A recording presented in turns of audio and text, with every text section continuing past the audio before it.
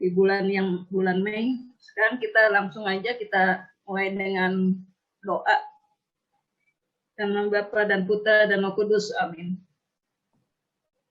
Bapa dalam surga, kami bersyukur Engkau telah mengumpulkan kami di sini untuk bersama-sama mendengarkan pengarahan untuk gokil di bulan Mei ini yang akan dibawakan oleh Pak Joli. Bimbinglah kami dengan tuntunan Roh Kudus-Mu, terangilah pikiran, budi, dan hati kami, agar kami terbuka dengan apa yang akan disampaikan melalui Pak Joli. Berkati juga peralatan yang kami gunakan, agar semuanya lancar dari awal hingga akhirnya. Terima kasih Bapak, Engkau berkati juga Pak Joli yang akan menyampaikan firman-Mu. Bapa kami yang ada di surga, dimuliakanlah nama-Mu, datanglah kerajaan-Mu, jadilah kehendak-Mu, di atas bumi seperti dalam surga. Berilah kami rezeki pada hari ini, dan ampunilah kesalahan kami, seperti kami pun mengampuni yang bersalah pada kami. Dan janganlah masukkan kami ke dalam pencobaan, tapi bebaskanlah kami dari yang jahat. Amin.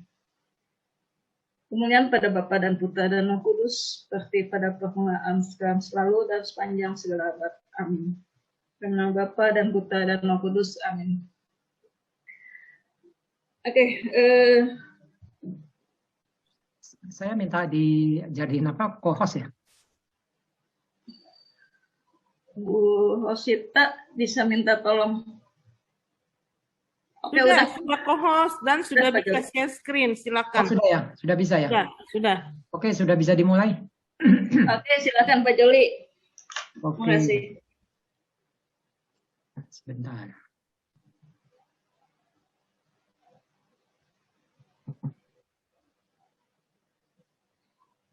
Kelihatan ya Bapak Ibu ya?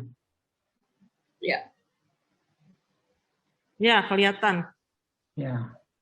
Oke, Bapak Ibu, selamat malam. Kita ketemu lagi di dalam kita mencoba untuk belajar kitab suci dari hal-hal kecil, sederhana, kehidupan kita sehari-hari, dari teks Alkitab juga kita mencoba untuk mengangkat terutama di dalam refleksi renungan kita. Jadi ini bukan kita bicara tafsir ya Bapak Ibu, jadi sangat diharapkan interaksi daripada Bapak Ibu sekalian juga untuk bisa memberikan satu masukan, input, sharing. Tidak usah terlalu sulit-sulit melihat teks yang terlalu dalam, tapi mungkin ada satu kata, dua kata yang mungkin menurut Bapak dan Ibu ada sesuatu yang mungkin pernah menjadi pengalaman hidup Bapak dan Ibu. Baik Bapak Ibu, kalau kita melihat apa yang telah diberikan oleh K3 SKAJ, ini kan ada judulnya saling mengasihi ya, tapi saya mengambil sedikit temanya yang lain, karena bukan karena apa-apa, tapi perintah untuk saling mengasihi, saya rasa Bapak Ibu pun sudah, tanpa kita mungkin bertemu, pasti kita semua ini dari sejak kita lahir, kita sudah melakukan apa yang dinamakan dengan mengasihi. Untuk itu saya mencoba untuk ini nanti tetap akan kita lihat sebentar, saya akan stop share dulu. Saya akan share screen yang lain.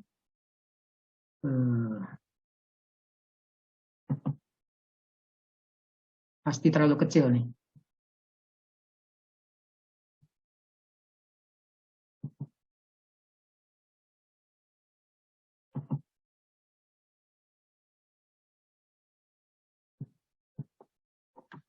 Baik Bapak Ibu, saya coba untuk merangkum bacaan kita hari ini kan Yohanes 15 ayat 9 sampai dengan 17. Perintah untuk mengasihi. Tapi kalau saya membaca, saya melihat nampaknya kalau kita hanya berbicara tentang perintah saling mengasihi, kita tidak tahu itu konteksnya bagaimana, awal akhirnya bagaimana. So, untuk itu saya coba menarik sedikit beberapa ayat di atasnya. Dan kalau mungkin juga beberapa ayat di bawahnya. Karena itu merupakan satu kesatuan daripada Yohanes 15. Kita mau tahu apa yang diinginkan oleh penginjil Injil Yohanes ini untuk kita pahami. Baik Bapak Ibu, kalau kita ini bacaan hari ini 15:9 sampai 17 saya coba menarik di awal. 15:1 ayat 1 sampai dengan 17, Yohanes 15 ayat 1 sampai dengan 17. Itu saya rasa kita semua sudah banyak membaca renungan-renungan yang beredar beberapa hari ini, bahkan hari ini ya bacaannya pokok anggur yang benar ya. Jadi ini nampaknya sesuatu yang sangat-sangat penting. Coba kita akan lihat apa yang bisa kita lihat dari teks kitab suci ini, ayat 1 sampai 17. Saya sebenarnya ingin mengangkat hanya beberapa hal, terutama ini kata tinggal di dalam. Ini merupakan kata kunci daripada perikop Yohanes 15. Bapak Ibu bisa lihat apa yang saya buat ini, tinggal di dalam itu tidak kurang daripada mungkin 10, 9 atau 10. Jadi baik di perikop pokok anggur yang benar maupun di perintah supaya saling mengasihi. Itu yang warna merah ini semua. Tinggal di dalam ini menjadi satu kenyataan yang sangat penting, terutama bagi penulis, agar kita sungguh-sungguh bisa menghayati apa yang dimaksud dengan tinggal di dalam. Tentunya tinggal di dalam Yesus ya. Tinggal di dalam aku dan aku di dalam kamu. Mari kita lihat satu persatu.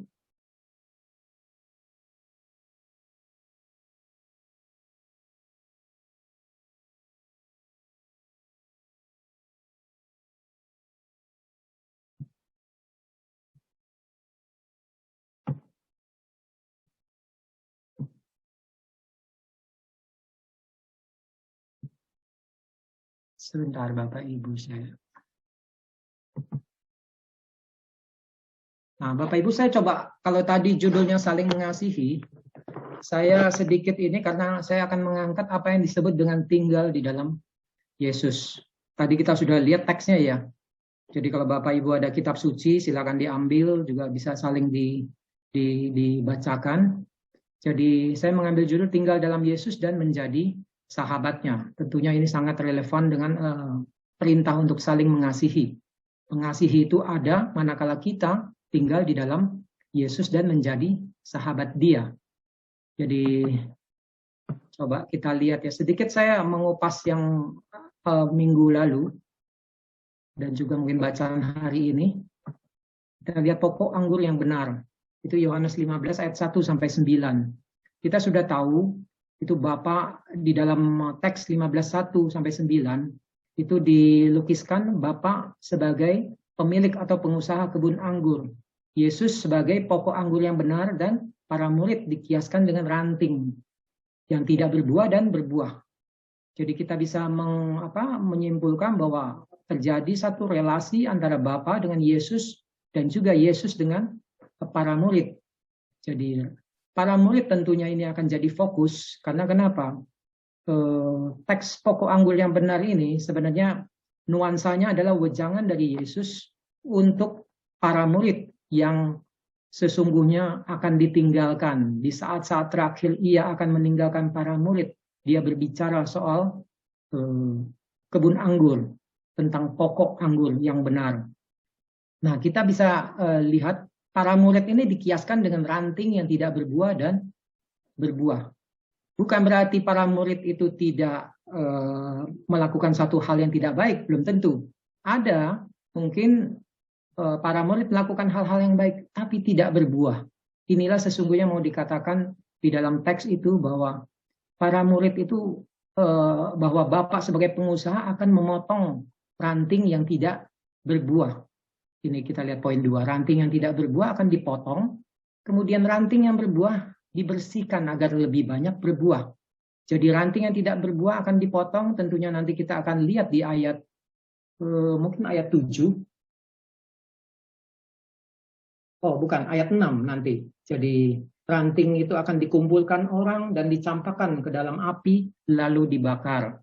Itulah ranting yang baik tapi tidak berbuah, itu akan dipotong. Tetapi ranting yang baik dan berbuah itu terus-menerus akan dibersihkan. Pembersihan ini bukan hanya sekali, itulah yang kita sebut sebagai pemurnian. Bapak Ibu mungkin bisa kita merefleksikan, senantiasa kita menerima segala hal yang terjadi di dalam kehidupan ini bukan hal-hal yang baik saja, tetapi juga hal-hal yang kurang baik, kurang begitu bisa kita terima. Tapi kalau kita memaknai secara iman, dalam kacamata iman, itulah sesungguhnya saat-saat kita dimurnikan oleh Bapa, oleh pokok anggur. Nah, kemudian yang poin 3, syarat untuk hidup berbuah. Apakah itu? Ini yang menjadi sentral. Tinggal di dalam Yesus. Kita bisa lihat 3 ayat 5 sampai dengan 7 berbicara tentang tinggal di dalam Yesus. Tadi saya sudah tunjukkan teksnya. Tidak kurang mungkin sekitar 9 atau 10 kata tinggal di dalam Yesus, di mana yang dimaksud adalah Yesus menjadi sumber hidup. Dia memberi hidup karena dia adalah roti yang hidup. Kalau kita membaca teks Yohanes sebelum ini ada akulah roti hidup di Yohanes 6. Dia memberi hidup, memberi makanan dan juga masa depan. Jadi sekarang dan yang akan datang. Janjinya apa kepada kita? Mintalah apa saja yang kamu kehendaki dan kamu akan menerimanya. Itu di ayat 7. Jika kamu tinggal di dalam aku dan aku di dalam kamu, mintalah apa saja yang kamu kehendaki dan kamu akan menerimanya. Jadi Bapa atau Yesus sudah memberi kita janji. Ketika kita tinggal di dalam Dia dan Dia tinggal di dalam kita, maka kita bisa meminta apa saja yang kita kehendaki, namun kita akan menerimanya. Tentunya jangan diartikan bahwa meminta apa saja, memohon ini itu, bukan. Tapi kita meminta satu buah-buah kasih. Kita akan lihat nanti. Makanya ini satu penjelasan yang akan mengajak kita untuk masuk ke perikop selanjutnya, perintah untuk saling mengasihi. Kita juga harus membuka diri untuk dimurnikan. Bagaimana kita kalau hanya mau menerima yang baik saja, seperti Ayub berkata, jangan kita hanya mau menerima yang baik saja, kita juga harus menerima yang kurang baik. Kita harus membuka diri kita, selama kita percaya kepada Yesus, Dialah yang akan menyelesaikan persoalan kita. Dia juga di dalam hal ini akan terus memurnikan kita agar kita senantiasa boleh berbuah banyak. Itu Pak Ibu tentang kurang lebih tentang pokok anggur yang benar, bacaan daripada minggu lalu dan hari ini. Nah, kemudian kita akan masuk. Kalau tadi di dalam pokok anggur yang benar, di dalam ayat 7 dan 8, itu kalau kita lihat, kalau saya bacakan, boleh bacakan. Jikalau kamu tinggal di dalam aku dan firmanku tinggal di dalam kamu, mintalah apa saja yang kamu kehendaki dan kamu akan menerimanya. Dalam hal inilah Bapakku dipermuliakan, yaitu jika kamu berbuah banyak, dan dengan demikian kamu adalah murid-muridku. Nah, hal-hal ini, janji Bapa ini yang sebenarnya membuka pintu kita untuk masuk ke dalam perikop atau ayat selanjutnya. Perintah supaya saling mengasihi. Itu diberi judul ya oleh LAI, Yohanes 15 ayat 9 sampai 17. Nah, saya hanya akan mengangkat 1-2 poin. Apa makna kata tinggal di dalam Yesus yang sering digunakan dalam Injil Yohanes? Karena ini merupakan sentralitas daripada bacaan daripada 15 ayat 1 sampai dengan 17. Tinggal di dalam Yesus ini bukan hanya berada di dalam teks perikop pohon atau pokok anggur yang benar dengan perintah supaya saling mengasihi, tapi beberapa teks Injil Yohanes yang menggunakan kata tinggal. Nampaknya ini penginjil sangat menyukai kata tinggal. Ketika apa? Ketika Yesus menjawab pertanyaan 2 murid yang pertama. Rabi, di manakah engkau tinggal? Ia berkata kepada mereka, marilah dan kamu akan melihatnya. Mereka datang melihat di mana ia tinggal. Jadi ini ada lagi kata tinggal. Dan hari itu mereka tinggal bersama-sama dengan dia. Itu. Jadi kita tahu 2 murid itu, 1 muridnya siapa? Andreas. 1 murid lagi tidak ada nama. Dan itu menjadi satu dugaan-dugaan bahwa itu adalah murid terkasih penulis daripada Injil Yohanes. Nah, ini kalau di awal, bagaimana kalau di akhir? Ini kembali lagi tentang murid yang dikasihi. Menjawab pertanyaan Petrus tentang murid yang dikasihi Yesus. Apa yang terjadi dengan dia? Petrus ada bertanya di dalam Yohanes 21 ayat 21. Apa yang terjadi dengan dia? Kemudian Yesus menjawab apa? Jikalau aku menghendaki supaya ia tinggal hidup sampai aku datang, itu bukan urusanmu. Kemudian Yesus berkata, engkau ikutlah aku. Seperti itu. Jadi kita bisa melihat di awal ini murid yang dikasihi, dia ikut dengan Andreas. Jadi dia ada bercakap-cakap dengan Yesus, di manakah engkau tinggal. Di akhir juga seolah-olah ini mau menutup satu apa ya, awal dan akhir, menutup satu perjalanan tentang kisah Yesus yang disaksikan oleh murid yang dikasihi ini. Jadi ada di awal Yohanes 1 dan ada di Yohanes 21 sebelum penutup. Jadi kemudian tentang roti hidup, Yohanes 6 ayat 56. Barang siapa makan dagingku dan minum darahku, ia tinggal dalam aku dan aku dalam dia. Jadi ini bicara soal Ekaristi. Saya hanya menunjukkan beberapa, tapi masih ada lagi beberapa kata tinggal. Nanti kalau Bapak Ibu ada baca kitab suci, pasti juga Bapak Ibu akan menemukan. Lalu kita melihat ayat 9. Kita mulai dengan, kita coba telusuri teksnya. Ayat 9 sampai 10. Makna tinggal dalam Yesus. Tinggal dalam Yesus apa? Secara sederhana aja. Itu artinya apa? Tinggal di dalam Yesus. Membuat kediaman atau rumah kita di dalam Dia. Dan membiarkan Yesus membuat kediamannya di dalam diri kita. Jadi tinggal di dalam aku dan aku di dalam kamu. Selalu begitu. Jadi ada satu apa ya? Satu ketersalingan seperti itu ya. Jadi membuat kediaman atau rumah kita di dalam Dia dan membiarkan Yesus juga membuat kediamannya di dalam diri kita. Rumah adalah tempat untuk saling tinggal dan saling bersahabat. Tempat hadirnya satu bagi yang lain, tempat hadirnya kedamaian. Jadi rumah itu ya tidak mungkin kalau Yesus berbicara tentang tinggal di dalam Dia dan Dia di dalam kita, itu artinya sedikit-sedikitnya kan ada kita dan juga ada Yesus. Jadi tempat hadirnya kita dengan Yesus. Jadi dengan tinggal dalam Dia kita menghasilkan buah. Nah, buah-buah inilah yang sebenarnya yang dihasilkan itu adalah buah-buah kasih. Jadi bukan kita nggak berbicara karena Yesus di dalam audiensnya ini para murid, dan ini bujangan terakhir. Jadi tidak berbicara tentang pewartaan, kata-kata, tanda dan lain sebagainya. Tapi bagaimana para murid bisa menghasilkan satu buah kasih.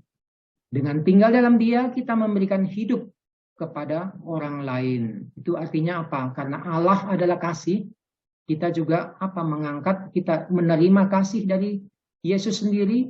Pada akhirnya kita juga akan tertular untuk memberikan kasih itu kepada orang lain. Itu diartikan sebagai kita memberikan hidup kepada orang lain. Kita menghayati tinggal satu bagi yang lain ini, pada akhirnya apa? Sebagai persahabatan di dalam kasih. Bukan pertemanan ya, tapi persahabatan sudah sangat mendalam, sulit dilukiskan dengan apapun juga. Bahwa persahabatan ini persahabatan yang sangat rohani. Saya rasa kalau Bapak Ibu suka dengan bacaan mistik Santo Yohanes Salib, Santa Teresa Avila, mungkin akan bisa dengan mudah memahami ini. Yang kedua adalah apa? Kasih Allah adalah suatu pemberian mutlak. Sebelum kita mulai mengasihi Allah, kita juga harus menyadari bahwa Yesus bukan berarti Dia memberikan kita kasih sejak kita mengasihi Dia. Bukan. Allah itu selalu memberi terlebih dahulu. Kasih Allah adalah suatu pemberian mutlak. Apakah kita baik, kita buruk, Allah selalu memanggil kita. Itu adalah Dia yang selalu proaktif terlebih dahulu untuk memberikan satu kedamaian di dalam hati kita. Dia memberikan satu penawaran untuk kehidupan kita. Jadi sebelum kita mulai mengasihi Allah, itu ada di 1 Yohanes 4 ayat 19, kita mengasihi karena Allah lebih dahulu mengasihi kita. Bukan karena kita mengasihi Allah, kemudian Allah yang mengasihi, baru mengasihi kita. Tidak. Jadi itulah makanya, karena Allah yang terlebih dahulu mengasihi kita, kita hanya perlu apa?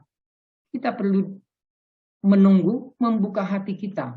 Keterbukaan hati inilah yang akan membuat kita untuk menerima anugerah yang diberikan secara cuma-cuma. Kapan itu terjadi? Setiap saat, Bapak Ibu. Jadi kita bisa memaknai, melihat Allah di dalam sesuatu dan melihat segala sesuatu di dalam Allah. Jadi itulah, kalau nggak salah itu ininya Santo Ignatius ya. Jadi kalau kita menerima kasih itu, efeknya adalah kita akan mengasihi juga sesama. Jadi suatu rantai rohani. Kalau kita menerima anugerah Allah, kasih itu, dengan pada akhirnya kita juga akan mengasihi sesama. Bukan dengan kita mengasihi sesama dulu, baru kita mengasihi Allah. Seperti itu. Nah, saya di dalam saat saya menulis tadi siang, saya coba apakah mudah ya kita membuka hati. Kalau secara teoritis saya tulis ini ya mudah-mudah saja ya, keterbukaan hati segala macam. Tapi pada prakteknya, coba kita melihat diri kita sendiri. Kita renungkan dan kita jawab perlahan-lahan nanti malam waktu kita evaluasi apa yang sudah kita lakukan hari ini. Mudahkah kita untuk membuka hati kita terhadap apapun yang di sekitar kita? Kadang kita kecewa, kadang kita tidak bisa menerima omongan orang lain, kadang juga sesuatu terjadi tidak seperti yang saya harapkan. Jadi mudahkah kita untuk menerima itu semua? Terutama juga mengampuni. Mungkin ada orang yang bersalah kepada kita. Atau kita terus berkutat dengan ego diri. Ini merupakan nampaknya satu PR kita. Teori tetaplah teori. Tapi kita juga harus merefleksikannya di dalam kehidupan kita. Saya lanjut. Kemudian yang ketiga adalah kita bersama Dia dan tinggal di dalam Dia. Berarti apa? Kita melakukan perintah Yesus. Dalam arti mengikuti kehendak Dia yang kita cintai. Kita berjalan bersama Dia.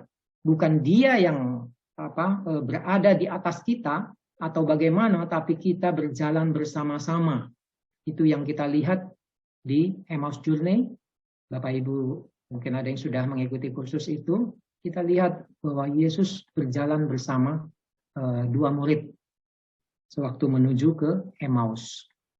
Jadi ini merupakan juga perintah baru Yesus. Sebenarnya apa yang Yesus perintahkan di dalam kita harus saling mengasihi itu sudah tertulis di dalam Yohanes 13 ayat 34. Namun diulang kembali di perikop ini di Yohanes 15 ayat 12. Yaitu inilah perintahku supaya kamu saling mengasihi seperti aku telah mengasihi kamu.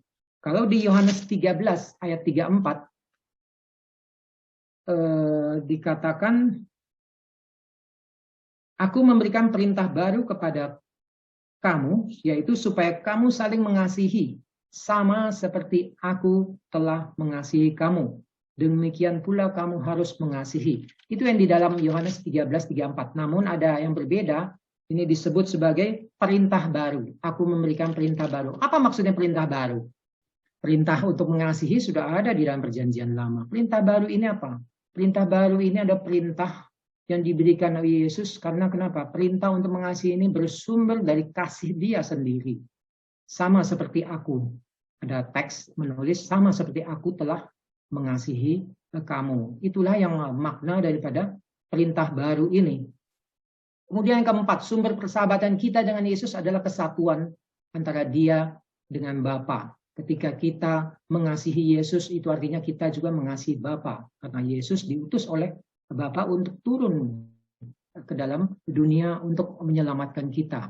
Sebagaimana Bapa mengasihi Yesus dan memberikan diri putranya, Yesus mencintai kita dan juga memberikan diri bagi kita. Kalau Dia sudah memberikan diri bagi kita, tadi kita tinggal di dalam Dia, dan Dia di dalam kita, itu artinya apa? Kita sudah seperti pokok anggur dan ranting-ranting kan? Jadi pokok anggur dan ranting itu pada akhirnya menjadi satu kesatuan. Apa yang dilakukan oleh pokok, ya dilakukan juga oleh ranting. Kalau Yesus mencintai kita dan memberikan diri, kita juga harus mencintai Dia dan mencintai sesama. Juga memberikan diri kita. Itu poinnya. Jadi persahabatan kasih dan kesatuan itu lebih dalam dari segala yang dapat dibayangkan. Karena mengalir dari persekutuan yang adalah Allah. Jadi ini bahasa rohani yang sangat dalam. Saya lanjut. Nah, apa yang sesungguhnya yang Yesus kehendaki saat mengajar para murid untuk tinggal di dalam bersamanya? Itu kita lihat ada ayat 11. Yesus menghendaki agar kita penuh dengan sukacita dan hidup secara penuh. Apa artinya sukacita yang penuh? Hidup dengan kesatuan sempurna dengan Bapa. Tidak ada sukacita yang lebih besar daripada menjadi satu dengan kekasih atau mempelai kita, yang adalah Yesus sendiri. Ini artinya apa? Kita menyadari bahwa kita berarti, kita dicintai dan dikasihi Allah. Jadi ini satu fondasi yang sangat mendasar. Siapapun kita, betapa luka-luka kita sangat dalam, betapa kita kelihatannya tidak berarti di dunia, tapi Allah tidak melihat demikian. Kita harus menyadari bahwa kita berarti di matanya, kita selalu dicintai, to be loved, dan kita juga dikasihi Allah. Tidak ada sukacita yang lebih besar daripada kita diperbaharui dalam Allah. Tentu ini proses pengembangan rohani kita. Kita untuk masuk kepada sukacita di dalam kesatuan Bapa dan Yesus, kita senantiasa tadi, kita mau dimurnikan. Kita membuka hati kita agar kita senantiasa mengalami satu pemurnian. Itulah makanya kalau banyak kan kita sudah sering mengadakan satu pengajaran-pengajaran agar kita juga di dalam hidup ini bukan hanya mau menerima yang indah-indah saja, memohon juga yang indah-indah saja, namun juga kita mencoba untuk mendoakan orang lain, mendoakan para arwah. Jadi itu pun sebagai bagian daripada pemurnian, bahwa kita memperhatikan orang lain, kita mengasihi sesama kita walaupun mereka sudah tidak ada di dalam dunia. Tidak ada sukacita yang lebih besar daripada mencintai sesama dan ikut serta dalam karya Allah yang memberikan hidup. Itulah bagaimana kita kalau berjalan bersama, itu artinya apa? Kita ikut serta di dalam karya Allah yang memberikan hidup. Karena tadi kita hidup melekat dengan pokok anggur itu. Ranting-ranting ini kita enggak ini. Tapi ketika kita hidup bersama Dia, kita memberikan hidup kepada orang lain, itulah buah-buahnya. Kita akan terus berbuah sambil kita berjalan, sambil kita dimurnikan. Pada akhirnya kita juga akan mengalami sukacita penuh. Kemudian ayat 12-13, inilah perintahku, yaitu supaya kamu saling mengasihi, seperti aku telah mengasihi kamu. Tidak ada kasih yang lebih besar daripada kasih seorang yang memberikan nyawanya untuk sahabat-sahabatnya. Yesus memberikan penekanan kali ini bukan hanya saling mengasihi. Kalau tadi sudah disampaikan ayat sebelumnya, itu perintah untuk saling mengasihi, tapi tinggal dalam Yesus dan menghasilkan buah mengandaikan bahwa kita mencintai dengan cinta Yesus, mengasihi sesama seperti Yesus mengasihi seperti mereka, seperti apa yang dilakukan Yesus terhadap para murid, membasuh kaki dalam Yohanes 13, kemudian melayani dengan rendah hati, membantu mereka untuk berkembang di dalam kebenaran dan kasih. Tetapi apa yang mau dikatakan di dalam ayat ini? Yesus menyatakan sesuatu yang lebih tinggi. Mengasihi itu bukan berarti hanya kita saling memperhatikan orang lain, mengasihi, tapi kita benar-benar menyerahkan hidup bagi orang lain. Dalam tanda kutip ya, bukan berarti kita memberikan nyawa kita, nyawa betul-betul ya, tapi kita benar-benar totalitas kita untuk orang lain, membantu orang lain, menempatkan kepentingan orang lain di dalam kepentingan pribadi. Dengan demikian apa? Kita bukan lagi seorang hamba, kita adalah sahabat mereka karena kita adalah sahabat Yesus. Yesus telah membagikan sebagai seorang sahabat, Yesus telah membagikan semua yang Ia dengar dari Bapa. Karena apa yang disampaikan kepada kita tentunya berasal dari Bapa. Kita mau sudah sampai penghujung. Jadi masuk ke dalam kehidupan seorang sahabat juga menyebabkan perubahan di dalam cara kita berdoa. Jadi kita tidak lagi berdoa karena suatu kewajiban, kita akan berdoa karena kita senang tinggal di hadirat-Nya. Kita tidak lagi menakar-nakar. Oh, kalau saya berdoa, pokoknya pagi bangun, kemudian siang, kemudian pukul 6 sore, Angelus, kemudian nanti malam sebelum tidur saya berdoa lagi. Nampaknya bukan seperti itu, tapi kita lebih terbuka terhadap kehadiran Roh. Karena kenapa tadi? Tinggal di dalam. Jadi Allah senantiasa ada di dalam kita. Dan kita harus senantiasa berinteraksi dengan Dia yang tinggal di dalam diri kita. Itu artinya apa? Kita berdoa setiap waktu. Itulah doa yang terus-menerus ya. Kalau kita ada belajar tentang satu pengajaran rohani, mungkin Santo Ignatius ataupun Karmel, kita akan mengerti lebih dalam mengerti soal ini.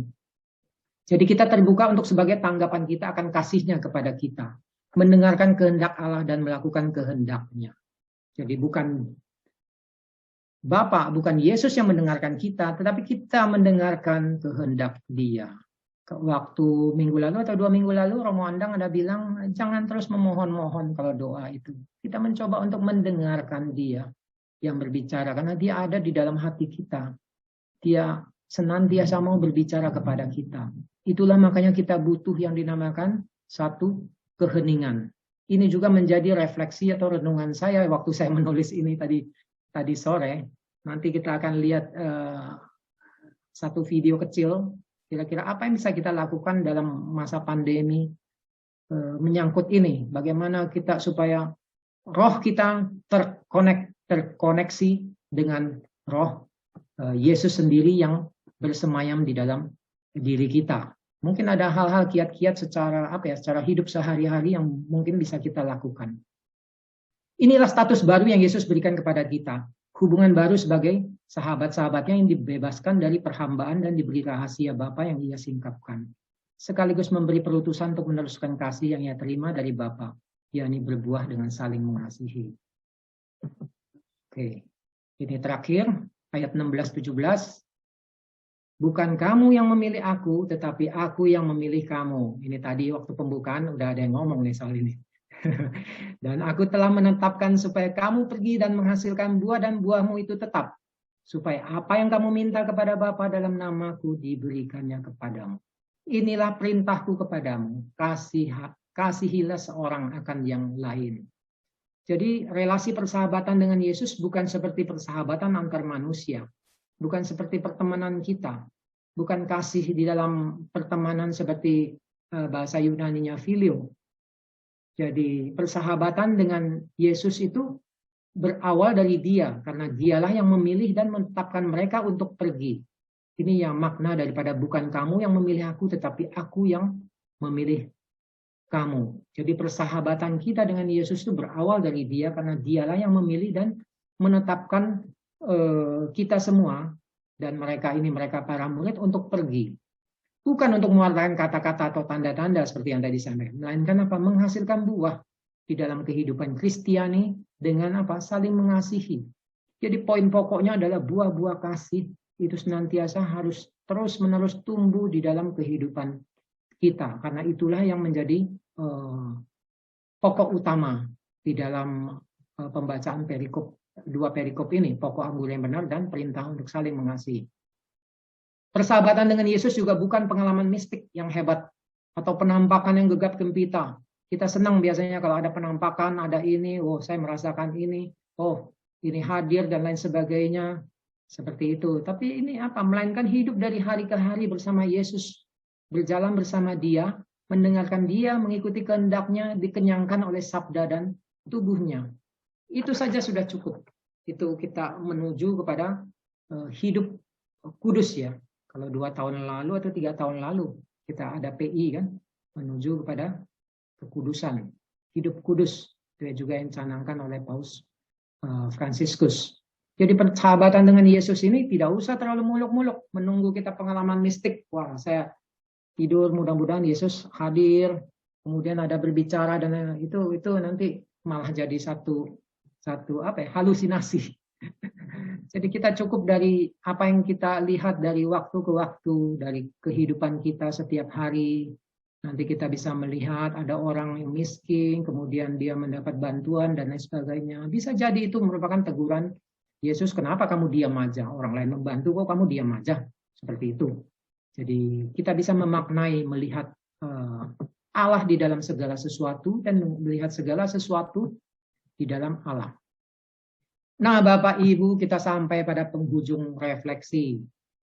Saya sedikit berbeda dengan apa yang ditulis di dalam teks. Kalau teks tadi kan bagaimana kita saling mengasihi dengan mengambil dengan protokol kesehatan ya, dengan menjaga jarak. Apakah seperti itu? Saya rasa itu mudah bagi kita untuk kita renungkan. Tetapi coba saya akan sharekan, walaupun ini videonya rasa-rasanya agak cukup jauh ya, tentang digitalisasi. Saya sedikit menulis ini tadi sore sebelum mulai ini, saya coba menulis bagaimana cara kita mengelola keseimbangan jiwa, raga, dan roh kita di masa-masa pandemi ini, di mana arus deras teknologi terasa mengepung kita. Saya sendiri merasakan, Bapak Ibu, betapa saya begitu terkungkung dengan apa yang dinamakan HP. Betapa kita terkungkung dengan apa yang dinamakan dengan Zoom. Betapa kita terkungkung juga dengan banyak begitu aplikasi, melihat berita, browsing, Google, dan lain sebagainya. Jadi semua memang efek digitalisasi, era digitalisasi yang tidak bisa kita hindari. Tapi di satu sisi, kita juga harus memiliki keseimbangan.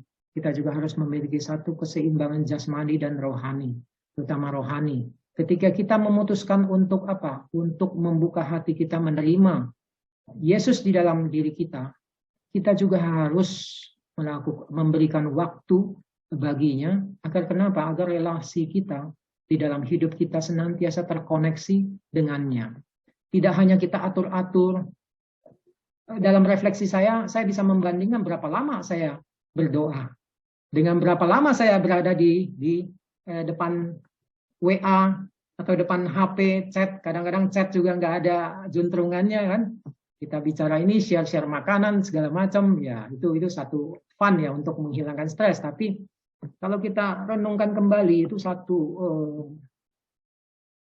bukan satu yang buruk, tapi satu hal sebenarnya waktu-waktu itu bisa kita manfaatkan untuk lebih berharga.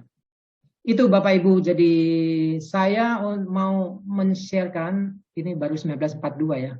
Saya men-sharekan satu video ini tentang digital minimalis. Pasti Bapak Ibu sudah tahu bagaimana kita mengelola hidup kita dengan tidak banyak mengumpulkan barang-barang seperti orang-orang hedonis, beli ini, beli itu, padahal di lemarinya masih ada, beli barang ini, barang itu, padahal masih begitu banyak di rumahnya. Dan nampaknya kehidupan minimalis saat ini sudah menjadi tren beberapa orang, terutama di kota-kota besar ya, yang sudah jenuh dengan keadaan di mana kita senantiasa dibisingkan oleh hal-hal yang tadi duniawi itu. Itulah makanya setelah perikop ini, perintah saling mengasihi, kita akan membaca apa? Dunia membenci Yesus dan murid-muridnya. Kenapa? Setiap kita melakukan sesuatu yang baik, pasti ada perlawanan. Perlawanan itu apa? Dunia. Dunia itu di dalam Injil Yohanes itu berarti apa? Dunia itu bisa tempat tinggal daripada manusia, tapi juga tempat tinggal daripada kuasa-kuasa yang tidak baik.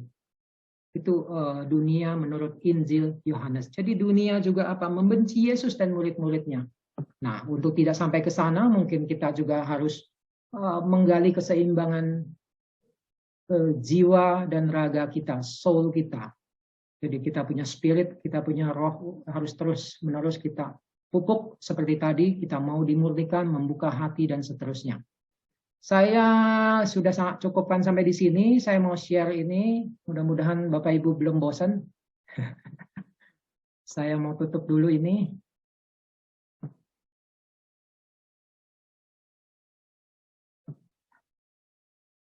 Ini gaya hidup minimalis. Saya cukup share video satu aja ya.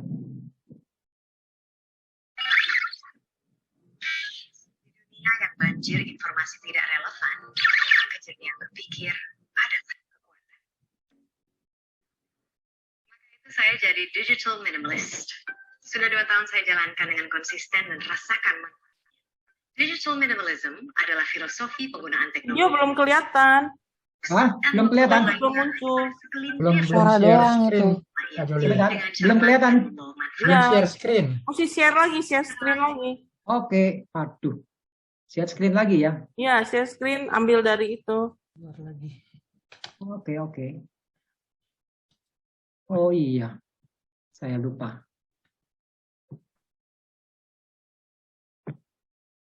Sudah kelihatan? Ya, sudah bagus. Kelihatan. Tapi sudah lewat, mesti dimulai dari awal lagi. Ya, mulai. Di dunia yang banjir informasi tidak relevan, kejadian berpikir adalah kekuatan. Maka itu saya jadi digital minimalist.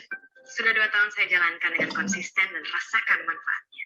Digital minimalism adalah filosofi penggunaan teknologi di mana seseorang memusatkan waktu online-nya hanya pada segelintir aktivitas yang telah ia pilih dengan cermat dan membawa manfaat optimal bagi dirinya. Dengan kata lain, seorang digital minimalist dengan senang hati mengabaikan semua aktivitas online yang tidak memberi nilai tambah bagi hidupnya.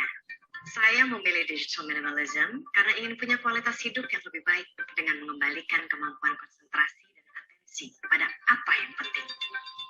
Ketika Anda menerapkan minimalisme pada rumah Anda tanya diri kan, apakah barang ini berguna bagi saya? Kalau jawabannya tidak, Anda ucapkan selamat tinggal pada barang itu. Prinsip yang sama saya terapkan pada aplikasi di ponsel. Saya tanya diri, apakah app ini membawa nilai tambah ke hidup saya? Apakah app ini berguna dalam hidup saya? Jika jawabannya tidak, saya hapus app itu. Tapi kalau punya kegunaan besar, ya saya pakai. Penggunaan aplikasi jadi sangat jelas dan spesifik. Makanya di sini ada aplikasi seperti browser, chat, email, e-commerce, bahasa asing, peta, dan transportasi. Dan meski saya punya Twitter, tapi nggak ada aplikasinya di sini. Untuk menghindari kecanduan dan akhirnya buang waktu. Twitter juga saya gunakan secara spesifik, tidak ikuti akun manapun karena tidak merasa perlu. Twitter hanya untuk berbagi info tentang apa yang sedang saya kerjakan atau sharing referensi film. Kenapa saya begitu protektif terhadap atensi saya? Karena apa yang kita lihat atau dengar dalam keseharian sangat berpengaruh pada cara pandang dan kualitas hidup yang kita miliki. Menggunakan teknologi digital yang sembrono membuat pikiran penggunanya keruh, sulit fokus. Penelitian mengungkap, orang yang kesulitan fokus, pikirannya cenderung negatif, berkutat pada apa yang salah dalam hidup, dan melupakan apa yang sebenarnya sudah berjalan baik. Ia juga lebih sering cemas, lelah mental, bahkan depresi. Kalau begini, gimana mau jadi individu yang fungsional, produktif, dan tentram, ya kan? Jadi, masuk akal ketika CEO perusahaan teknologi Silicon Valley seperti Steve Jobs dan Bill Gates tidak memperbolehkan anak-anak mereka atau punya ponsel pintar sebelum cukup umur di rumah atau di sekolah. Jack Dorsey meditasi 1 jam setiap hari untuk menjaga kejernihan pikirannya. Mereka semua tahu betul dampak buruk penggunaan teknologi yang tidak cermat dan tidak bijak. Atensi adalah emas. Maka itu baiknya kitalah yang menggunakan teknologi. Jangan sampai kita biarkan teknologi memanfaatkan kita. Yang meraup manfaat sebesar-besarnya dari teknologi, bukan sebaliknya. Kalau mau, Anda bisa bawa hubungan Anda dengan teknologi digital ke caranya.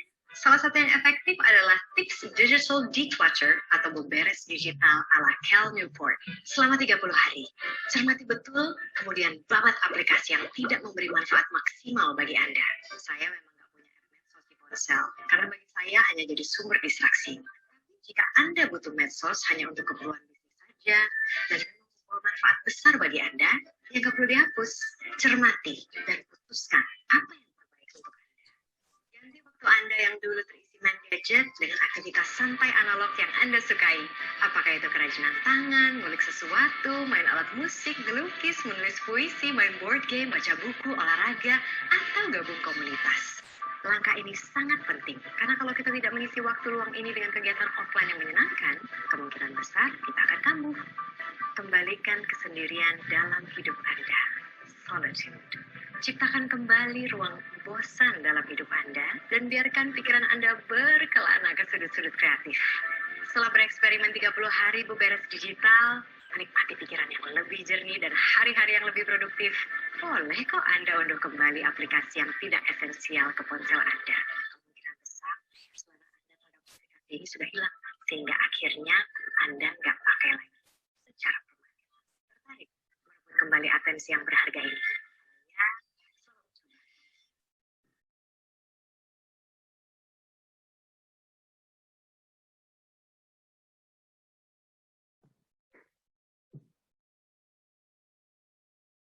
Begitu Bapak Ibu. Jadi kita melihat satu apa ya? hidup yang tidak ditelaah, tidak layak sebentar. untuk dijalani.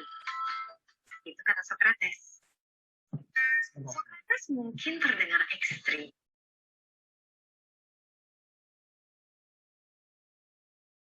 Ya, demikian Bapak Ibu yang apa bisa saya bagikan. Kita lihat tadi dampak penggunaan teknologi. Kalau sekarang itu sudah banyak minimalis yang artinya mereka yang coba untuk hidup minimalis, mengurangi kebisingan. Bahkan kita jangan lupa Paus Fransiskus menetapkan tahun ini tahun apa? Patris Corde, tahun Santo Yusuf. Santo Yusuf itu di dalam Alkitab itu jarang ditemukan dia berkata-kata, tetapi dia itu malah banyak bermimpi seperti itu. Itu artinya apa? Dia lebih banyak berdiam di dalam satu solitude, satu keheningan bersama dengan Bapaknya. Jadi itulah saya rasa kita perlu banyak juga membaca tentang Patris Code. Jadi itu satu hal bacaan yang sangat baik juga. Profil daripada Santo Yusuf yang juga adalah seorang penyayang, seorang bapak yang lembut hati dan seterusnya. Tapi juga bisa mengambil satu sikap yang baik, memilih yang baik dan benar untuk kehidupannya. Demikian Bapak Ibu yang bisa saya bagikan. Silakan yang mau sharing, mohon maaf kalau ada yang salah, yang tidak berkenan sebelumnya itu. Silakan dibuka saja.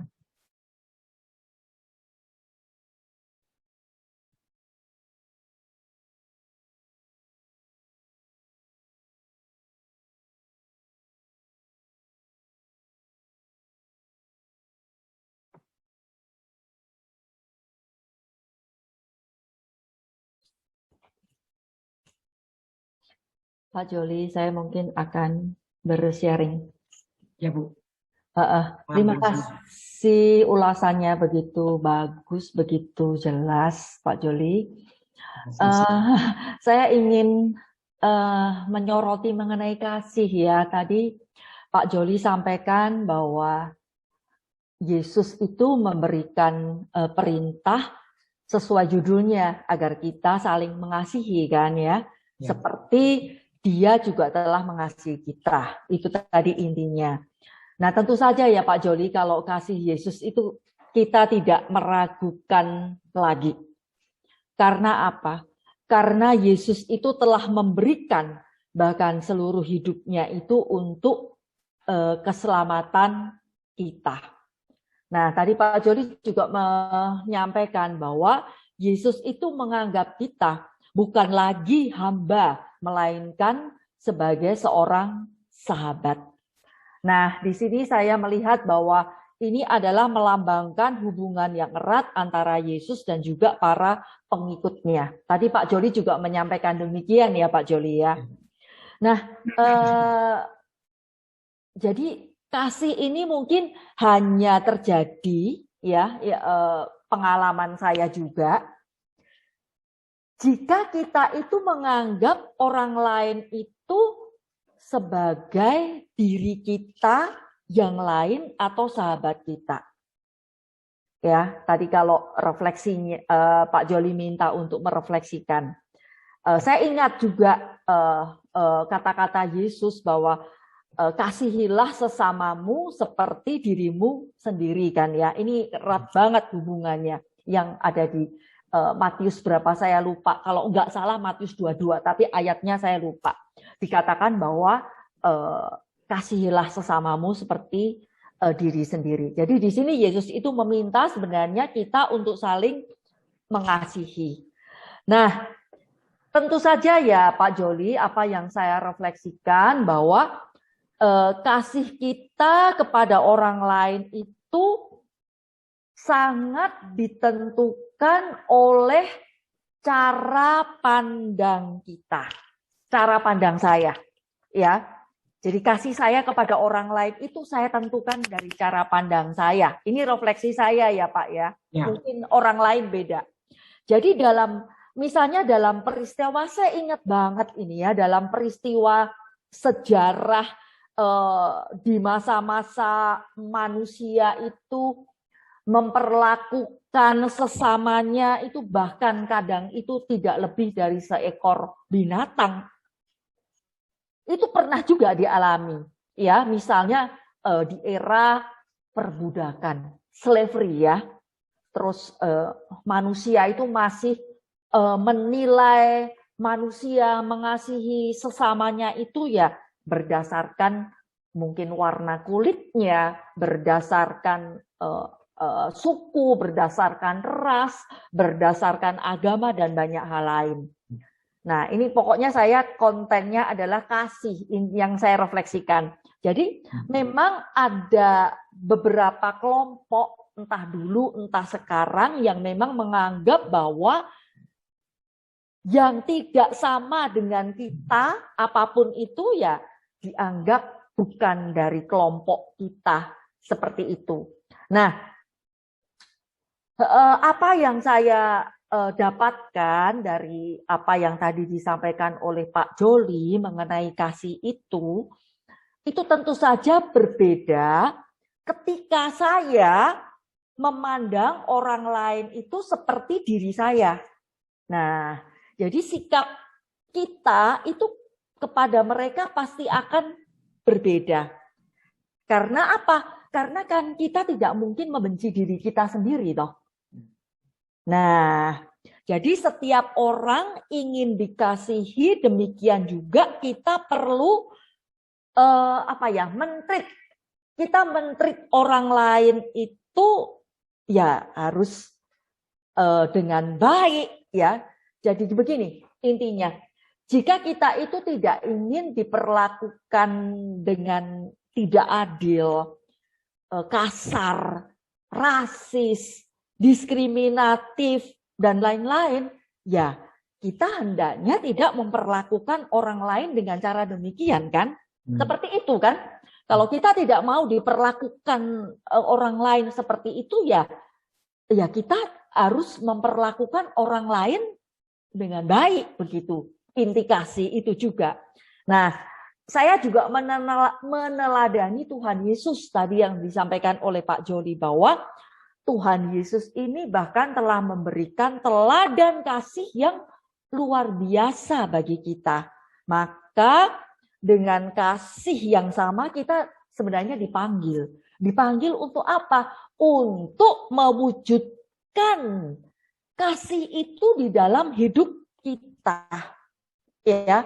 Nah, yang saya rasakan, pengalaman yang saya rasakan, hanya dengan demikian hidup kita itu menjadi lebih bermakna.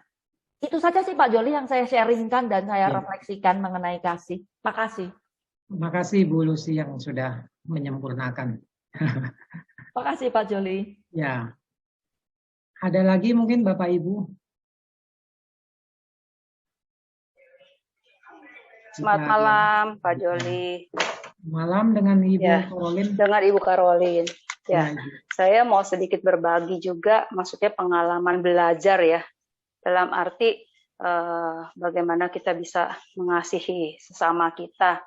Kalau saya dalam proses belajar ini, yang tadinya mungkin saya sifat orangnya lebih cuek. Maksudnya, yang penting saya. Maksudnya kalau saya maksudnya saya nggak mau disusahkan lah intinya gitu awal-awalnya ya. Maksudnya sayang dulu gitu ya.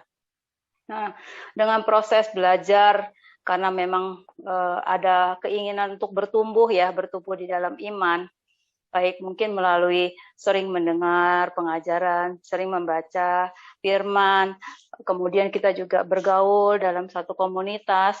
Nah, lambat laun dan juga dalam doa-doa saya ada permohonan supaya Tuhan selalu bentuk gitu ya, supaya saya tuh dibimbing gitu ya menjadi pribadi yang lebih lebih sesuai dengan apa yang menjadi kehendak Tuhan, menjadi pribadi yang lebih baik.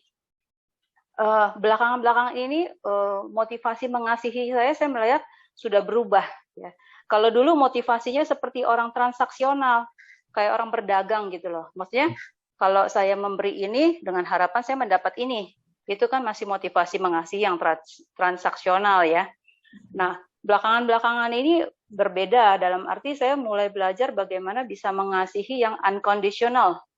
Jadi mengasihi yang tanpa syarat. Karena apa? Karena saya berusaha untuk selalu mengingat apa yang Tuhan telah begitu banyak memberikan kasih di dalam kehidupan saya. Jadi perbuatan kasihnya itu sudah bukan motivasinya kepada keuntungan diri sendiri, tetapi bagaimana saya bisa menyenangkan hati Tuhan. Jadi bagaimana saya bisa untuk berusaha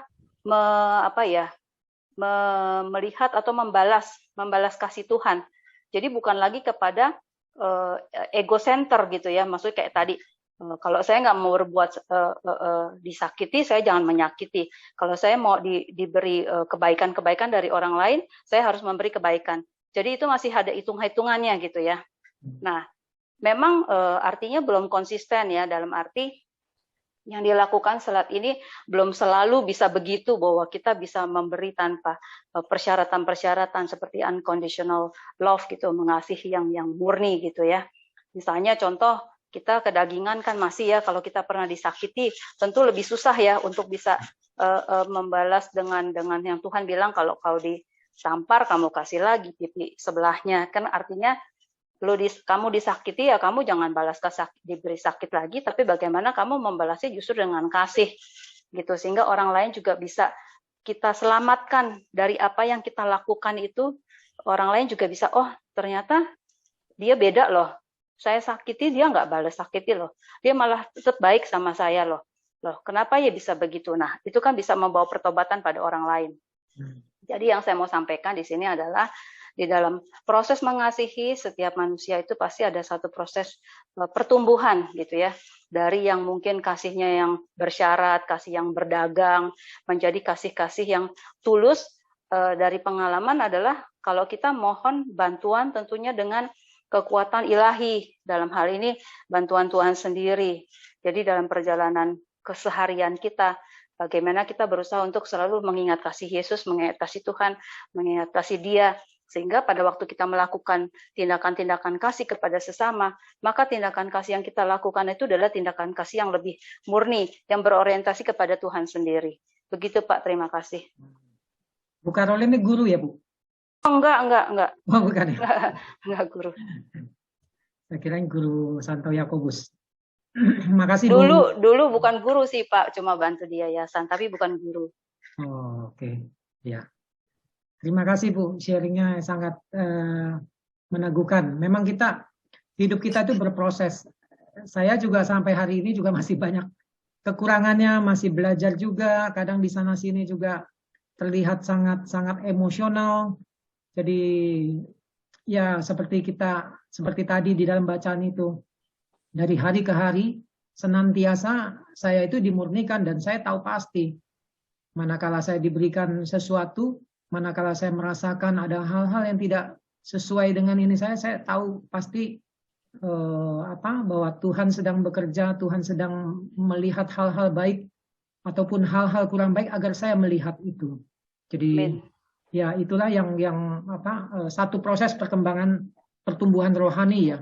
Itu makanya kita kadang-kadang butuh satu yang namanya solitudo, keheningan. Itu satu hal yang sebenarnya mutlak di zaman kita saat ini. Kita butuh satu keheningan untuk bisa mendengarkan apa Dia yang tinggal di dalam hati kita. Demikian. Yang lain kita baru pukul 8 ya. Baik Pak Joli, saya Hendrato. Terima kasih ya Pak. Malam Pak. Selamat malam. Malam. Ya, saya di Gokil bulan lalu sudah sempat sharing untuk memberikan pengampunan kepada seorang polisi muda yang menabrak ayah saya sampai meninggal gitu ya. Itu kemudian juga pernah saya ditipu orang sampai 100 juta lebih, ya udah pun saya memberikan pengampunan. Nah, sekarang yang mau saya sharing tentang yang tadi Pak Joli kirimkan video ya.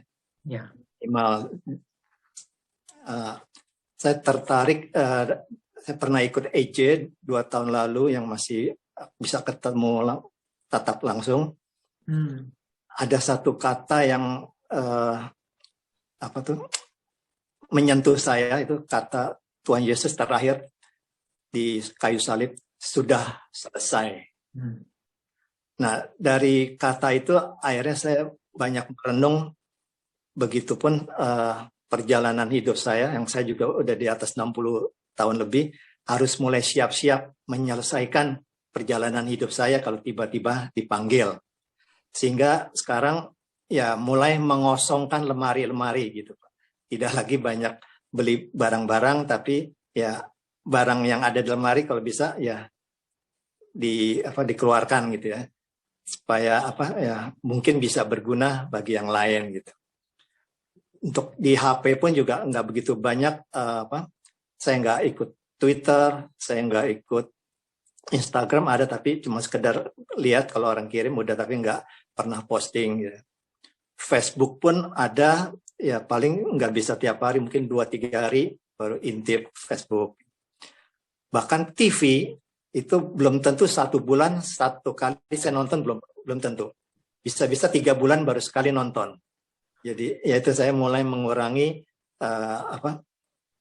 hal-hal yang duniawi, mulai lebih banyak mengarah kegiatan yang lebih rohani. Banyak juga teman-teman si A ngajakin MLM A, si B ngajakin MLX, si C ngajakin ini, ngajakin bisnis macam-macam. Enggak, saya bilang enggak, saya enggak tertarik lagi. Saya mau hidup tenang, tidak lagi harus mengejar target, mengejar ini. Saya mengalir hidup apa adanya sekarang begitu. Sehingga ya lebih ada ketenangan ya. Kita nggak perlu dikejar apa-apa lagi. Ya saya memang udah 5 tahun lalu pun sudah kena pensi di PHK, jadi ya nggak punya tabungan lagi. Ya mengalir hidup ya dari istri aja yang masih bekerja, puji Tuhan. Sehingga nggak perlu banyak keperluan harus memaksa ini beli itu gitu ya. Ya kalau memang ada keinginan ya tinggal lapor ya Tuhan, saya pengen ini gitu ya. Kalau nggak kesampaian ya udah anggap aja sebagai puasa batin ya. Nggak kesampaian. Jadi ya itu mulai sejak 2 tahun lalu saya mulai mengosongkan diri gitu ya, mempersiapkan diri kalau tiba-tiba menjadi simatupang siang malam dipanggil Tuhan ya. Saya menyiapkan diri seperti itu, Pak Joli. Ya. Jadi nggak bikin nanti keluarga pusing seperti ayah mertua meninggal dulu, dia meninggalkan sekali banyak berkas-berkas sampai berapa kilo, 15 lemari penuh tuh barang. Mertua perempuan kepusingan untuk membuang barang-barang mertua laki saya. Nah, saya sekarang mulai mengosongkan segala barang-barang yang ada. Gitu. Baik, itu saja sharing saya, Pak Joli. Terima kasih. Terima kasih, Pak Darmawan. Ini juga satu hal yang sangat meneguhkan. Jadi saya juga belajar ini, Pak. Salah satu ini belajar hidup rohani. Jadi dalam hal ini meditasi ya, mungkin sudah 8-9 tahun yang lalu. Itu salah satu tujuannya juga melepaskan ini kelekatan-kelekatan ini. Dan dari waktu ke waktu saya tuh juga merasa aneh gitu. Dulu tuh saya banyak koleksi. Biasa musik-musik itu CD lama, CD dibajakan ataupun yang asli, kaset-kaset ini. Waduh, saya hobi sekali koleksi itu. Namun seiring berjalannya waktu, ketika ini pelan-pelan itu menjadi sesuatu yang tidak berguna begitu. Jadi kita bisa memiliki pandangan yang berbeda dari saat kita untuk lebih banyak memberikan waktu kepada Tuhan. Mungkin Tuhan juga menunjukkan bahwa ini adalah penting, ini tidak penting, sehingga nggak ini. Nah itulah saya rasa konsep hidup minimalis juga itu akan mengarah kepada kehidupan rohani kita. Seperti yang tadi Bapak juga secara tidak langsung kan menyiapkan diri ya Pak ya. Kalau bahasa Romo Suto, ya. Saya ingat selalu sejak saya belajar ya dengan Romo Suto, apa yang homili dia udah cukup lama, 10-11 tahun yang lalu, dia selalu mengatakan bahwa kita harus siap untuk mati. Saya waktu itu bingung, siap bagaimana ya? Apakah ini dibuat warisan, dibuat surat-surat, bagaimana? Saya belum bisa menangkap itu. Jadi ternyata persiapan itu ya dalam ya maknanya. Seperti itu. Terima kasih Pak Darmawan yang meneguhkan. Silakan Bapak Ibu. Baru 8:10. Teman-teman KKS. Selamat malam Pak Joli. Oh Pak Lutfi. Dengan Lufti di sini. Asik. Saya tertarik banget dengan Pak Hendrarto punya punya inspirasi karena sudah menyiapkan diri untuk kehidupan yang mendatang yang lebih kekal adanya. Kalau tadi bilang kata Simatupang, pastinya Pak Hendrarto akan menjadi Pak Hendrarto Sinaga. Sinaga, siap naik ke surga. Oh. Waduh, bukan main. betul kan? Karena dia juga mau bersaksi, melayani dan memberikan bantuan. Dengan jalan apa? Dengan jalan mengosongkan lemari-lemari dan sebagainya. Jadi itu boleh dibilang Pak Hendarto itu silaban, gitu ya. Artinya apa sih? Menjadi saksi untuk melayani dan memberikan bantuan, begitu. Benar-benar saya apresiasi pada Pak Hendarto. Tadi saya dengerin, wah benar-benar luar biasa. Saya juga pasti akan demikian. Terima kasih Pak Hendarto. Hari ini tema yang digelar memang sangat bagus Pak. Karena itu menyangkut masalah kasih. Tinggallah di dalam aku, karena aku adalah pokok anggur. Nah, akunya itu kan adalah Yesus. Tempat tinggalnya di mana sih? Di hati kita. Ternyata kata ini mempunyai makna, yaitu hati. Hadirkan cinta ilahi. Nah, kalau dia sudah tinggal di dalam hati, siapa yang tinggal? Yesus. Yuk kita yakinkan kepada yang esa, ya, karena selamatkan umat yang setia. Itulah Yesus. Yakinkan yang esa, selamatkan umat yang setia. Jadi kalau misalnya Yesus sudah tinggal di dalam hati, di mana kita hadirkan cinta ilahi, maka kita jangan kemana-mana deh, gitu. Yuk tetap setia, kita tetap yakin. Itulah yang disebut sebagai sebagai Yesus itu sendiri. Dan Yesus rupanya telah memberikan keseimbangan terhadap orang-orang yang dicintainya. Supaya apa sih? Supaya kalau kita sudah satu sama lain menjadi cinta, pastinya menjadi indah adanya. Dengan demikian, maka cinta itu mempunyai makna juga dalam kehidupan ini, yaitu membuat suatu cerita indah tiada akhir. Itulah cinta. Kapan akhirnya? Pada kehidupan yang kekal. Nah, Yesus membuat keseimbangan juga, tidak membeda-bedakan, tidak dianggap sebagai teman, tetapi menganggap sebagai sahabat yang punya makna juga, yaitu satu hati bersama Anda dan Tuhan. Jadi artinya, yuk, dari kata sahabat itu punya makna yang luar biasa, betul-betul saya lihat. Satu hati bersama Anda dan Tuhan. Jadi kalau kita cuma bisa bersama Anda saja, itu bukan sahabat. Tetapi menjadi sahabat jika ada Tuhan. Yuk, marilah kita siapkan hati, hadirkan cinta ilahi. Dengan demikian, maka kata cinta itu maknanya luar biasa, yaitu akan menjadikan cerita indah tiada akhir. Di mana tempat muaranya? Muaranya adalah dalam kehidupan kekal di surga. Dan kita pun juga dalam hidup ini harus mempunyai keseimbangan, tadi yang Bapak bilang. Kemajuan teknologi memang luar biasa dahsyat. Tetapi dari permenungan saya berpikir, kita bersyukur adanya kemajuan di dalam teknologi bila digunakan secara bijak. Bersyukur juga bahwa pandemi ini terjadi di era digitalisasi, di mana kita bisa bertatap muka satu sama lain karena kemajuan teknologi juga. Di mana anak-anak kita, cucu kita bisa belajar karena teknologi juga, melalui Zoom, melalui online, melalui virtual, Zoom, dan sebagainya. Tetapi yang menjadi penting adalah, pentingkah kita untuk bisa melakukan komunikasi lewat online? Karena komunikasi lewat online, dia juga sebagai mata pisau, tentunya untuk kebaikan, yaitu mengupas buah, memotong sayur, dan memotong daging. Bukan untuk menebar kebencian, bukan juga untuk menebar hoax dan sebagainya. Itulah yang disebut sebagai suatu keseimbangan. Dan puji Tuhan bahwa pandemi ini memberikan kita satu kedisiplinan untuk bagaimana kita bisa memberikan makna yang lebih dalam, mau dekat dengan keluarga, mau dekat dengan kehidupan rumah tangga sehari-hari, makan di rumah aja deh, supaya bisa ada pembicaraan di antara sesama. Jangan kita makan di restoran dulu. Kedua, kita juga berlatih berhemat dan sebagainya. Itu yang bisa saya berikan satu pandangan. Mudah-mudahan kita semua selalu sehat-sehat saja.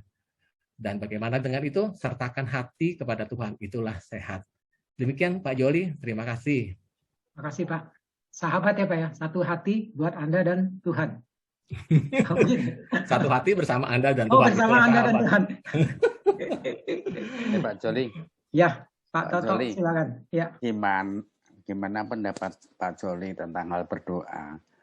Kalau berdoa yang sudah rutin dan pada jam-jam tertentu, apakah itu jauh lebih baik daripada berdoa yang sewayah-wayah, anytime gitu loh.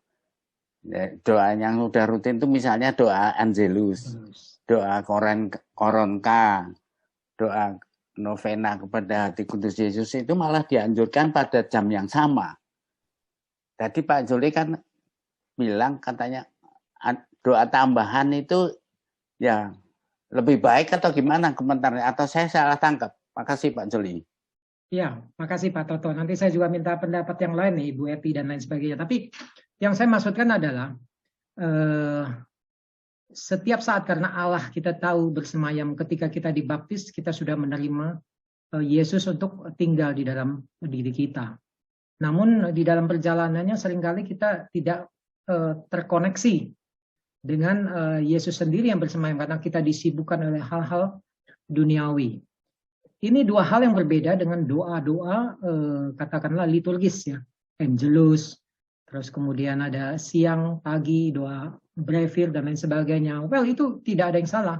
Doa-doa ini doa-doa yang kita hantarkan kepada Yesus di dalam setiap waktu ini tidak menutup, tidak mengurangi hal-hal yang sudah ditentukan juga oleh gereja. Jam 6, jam 12, jam 6 sore untuk doa-doa Angelus misalnya. Jadi itu tidak menghalangi seperti itu. Namun maksud saya adalah kita harus berikan waktu yang lebih gitu. Sewaktu rohani kita semakin terasa, semakin kita merasakan bahwa Allah itu bersemayam, Allah begitu dekat dengan kita.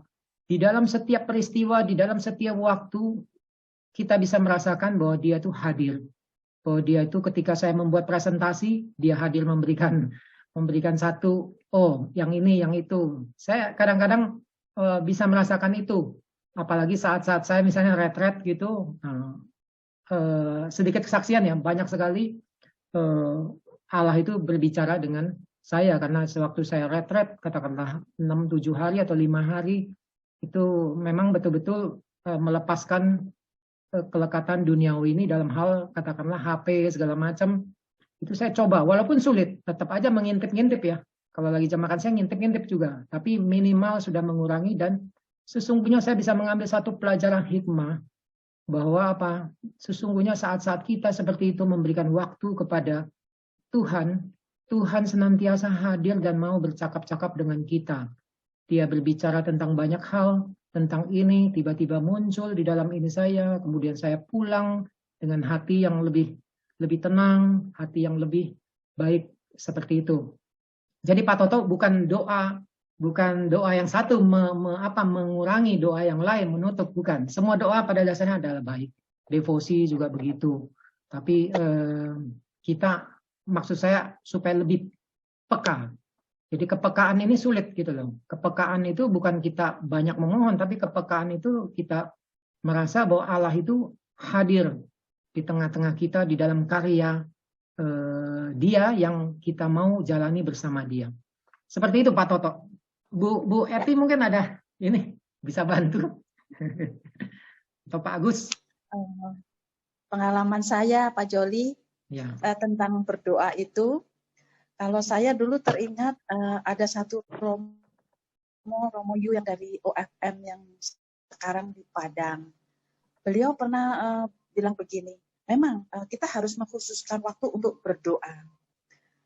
Tetapi ketika kita mempunyai tugas di mana jam doa kita itu tidak bisa kita laksanakan, misalnya harus mengunjungi orang sakit, dia harus nyetir mobil ke suatu kampung di pedalaman, maka Romo Yu itu bilang, ya udah saya sambil nyupir cuman Salam Maria, Panorama, terus itu aja. tanpa memang mengurangi konsentrasi dia untuk nyupir gitu. Jadi saya pun juga kalau misalnya saya sedang di kantor, tentu saja saya tidak bisa doa koronka jam 3. Jadi ya mungkin bisa pagi hari atau malam hari. Jadi tidak terikat oleh jam 3 itu untuk koronka. Kemudian lain waktu misalnya ada Zoom nih untuk KKS, sahabat KKS jam 7. Padahal ada tawaran juga ikut Rosario di tempat lingkungan atau mana. Tapi saya lebih mengutamakan, lebih prioritas ini tugas saya untuk KKS. Jadi saya lebih mengutamakan untuk ikut Zoom KKS. Nanti doa Rosario saya bisa lakukan setelah Zoom selesai. Seperti itu. Itu tentang doa. Ini pengalaman saya ya, bukan mau mengguru ya, maaf ya. Kemudian yang kedua, tentang tadi Pak Joli bilang bagaimana kita itu bisa tinggal di dalam Tuhan. Bagi saya salut sekali dengan tadi kesaksian Pak Hendrato dan Pak Joli juga, bahwa kita sudah seusia seperti ini, itu sudah makin mendekat ke atas. Dalam arti, kita tinggal tunggu waktu kok. Kapan sih dipanggil Tuhan? Itu nggak ada yang tahu. Jadi, mulai dengan melepaskan diri dari segala keterikatan dunia, kelekatan kita akan materi, juga kelekatan kita akan bagaimana kita masih khawatir tentang gimana ya anak cucu saya besok hidupnya bagaimana ini. Dunia COVID seperti ini, ekonomi sudah hancur, apakah masih bisa bertahan anak cucu saya besok? Itu semua sangat menghantui. Jadi sangat sulit sebetulnya untuk melepaskan diri dari segala keterikatan itu. Tetapi dengan tadi dimulai dari Pak Hendrato memberikan pengalamannya, bagaimana melepaskan diri dari keterikatan dunia, mengosongkan lemari, mengosongkan buku-buku yang tidak terpakai untuk dibagikan kepada orang lain yang mungkin lebih berguna buat mereka daripada mubasir disimpan di lemari, lama-lama kena ngengat malah tidak bisa dipakai lagi. Saya sama Bu Elis itu sudah ikut malah jadi panitia kecil untuk retret peziarahan hati yang dilakukan oleh Romo Thomas Cahya SJ. Di situ diajarkan memang basicnya adalah Ignatian, yang Bu Rosita itu selalu ikut Ignatian. Bahwa basicnya adalah kita harus mulai bisa melepaskan diri dari keterikatan kita akan dunia, supaya nanti ketika suatu saat waktunya tiba, kita sudah roh kita itu udah tidak melayang-layang, tidak masih memikirkan gimana anak cucu, memikirkan pekerjaan yang masih tersisa yang belum bisa kita tuntaskan, misalnya seperti itu. Sehingga roh kita, jiwa kita tidak bebas masuk ke dalam dunia keabadian itu tadi. Tapi ketika mengadakan retret ini sampai 9 kali ini, yang pesertanya itu tidak banyak. Jadi tidak banyak orang yang tertarik sebetulnya untuk ikut retret peziarahan hati itu. Tapi saya mulai belajar memang melepaskan diri dari keterikatan dunia itu seperti yang tadi Pak Hendrato mulai dengan mengosongkan hal-hal untuk yang keduniawian itu. Nah itu sebetulnya saya juga ingin ke sana. Begitu Pak Joli sharing saya. Terima kasih. Terima kasih Bu Eti. Melengkapi lagi, meneguhkan. Ada lagi Ibu Ketua mungkin atau Pak Agus nih, yang jarang bicara nih. Malam Bapak Ibu. Nah, Ibu Yani. Ya, malam semuanya. Suaranya jelas ya? Jelas, sangat jelas. Jelas ya. Saya ini kan temanya malam hari ini mengasihi. Mengasihi tadi kebetulan Pak Joli mengungkap lebih jauh, melihat dari segi hubungan baru. Nah, hubungan baru ini, kalau kita selama ini mungkin ya, kita melakukan mengasihi itu dalam pikiran kita sebagai manusia gitu. Tapi malam hari ini, kita diajak untuk melihat bagaimana kita mengasihi dengan hubungan yang baru, hubungan yang saling dengan Tuhan. Itu yang saya perhatikan, di mana kita ini bukan cuma sekedar ciptaan Tuhan, tapi kita adalah separtner gitu dengan yang menciptakan, yaitu Allah Bapa sendiri. Jadi kalau kita separtner, selevel gitu, sehubungan, kita akan jauh lebih menghargainya, mengaplikasikannya jauh lebih seperasaan gitu dengan orang yang menciptakan kita. Kalau kita menangkapnya selama ini karena kita menjalankannya Allah Bapa itu bukan separtner gitu. Kita terlalu jauh dengan dia terlalu cinta dengan kita, sedangkan kita ini dikasihi sama dia. Memang itu betul, kasihnya itu kan luar biasa. Dia tidak terbatas. Dia mencintai kita lebih dahulu, tapi dengan mengasihinya itu yang dia minta, dia berharap kita seperjalanan dengan dia. Kita sepikiran dengan yang menciptakan kita itu. Jadi kalau kita katakan, kalau saya sudah mengasihi orang lain, saya sudah memberi, saya sudah melayani, saya nggak berani mengatakan seperti itu gitu. Karena apa? Meskipun kita tahu, kita mengikuti setiap minggu pengajaran, banyak kegiatan gitu rohani, saya nggak berani mengatakan, saya nih sudah mengasihi gitu, saya sudah mencintai. Bahkan suami saya sendiri atau anak-anak saya sendiri, saya nggak berani mengatakan gitu. Karena saya pikir Allah itu misteri gitu, Allah itu terlalu besar buat saya nggak tahu apa yang ada di dalam pikirannya dia, meskipun saya tahu perintahnya dia. Dan sekarang memang kita sudah banyak disodorkan hal-hal tuh yang nampak kasat mata. Di dunia YouTube, di browsing-browsing, di chatting, info macam-macam. Tapi yang kelihatannya ini baik, itu bagus, ini, tapi kan kita juga nggak tahu gitu. Apakah yang baik itu selama ini yang kita lihat dan apalagi menurut kita manusia, itu sudah kita katakan, saya sudah melakukan hal yang baik gitu. Saya cuma mau melihat apa hubungan baru dengan Tuhan ini, Tuhan melalui tanda-tandanya dia. Jadi kalau saya disuguhkan begitu banyak media sosial, begitu banyak suguhan pengajaran, itu tandanya Tuhan gitu. Apakah saya mau mengambil yang ini, memilih yang itu, saya mau minimalis tadi ya kata video gitu kan, supaya saya berbuah. Itu saya menganggapnya itu sebagai bagian dari tanda-tanda Tuhan yang Tuhan berikan kepada saya. Saya juga nggak mau klaim orang lain, oh nggak bisa ambil ini, nggak boleh ambil itu, karena kan tiap orang ininya beda gitu kan, cara sudut pandangnya juga beda, cara ini memang kita maunya mengarahkan, oh sepertinya kok orang lain seperti itu ya nggak seperti saya, nah nanti kembali lagi ke pikiran seperti saya gitu. Padahal kan enggak, harusnya itu seperti Tuhan yang kehendaki. Dan cara Tuhan melakukannya itu menurut saya itu nggak bisa saya tahu gitu. Jadi sama sekali kita ini nggak ada apa-apanya. Mana saya nggak berani gitu. Jadi katakan, aduh saya sudah melakukan ini Tuhan, saya sudah melakukan. Jadi dalam apapun yang saya lakukan, dalam kesibukan saya, sekarang saya punya cucu gitu kan ya, saya membantu anak saya ngurus cucu gitu. Otomatis waktu saya berkurang di sini, berkurang otomatis kan, saya harus fokus di sini. Tapi saya memaknai itu semuanya itu tanda Tuhan gitu.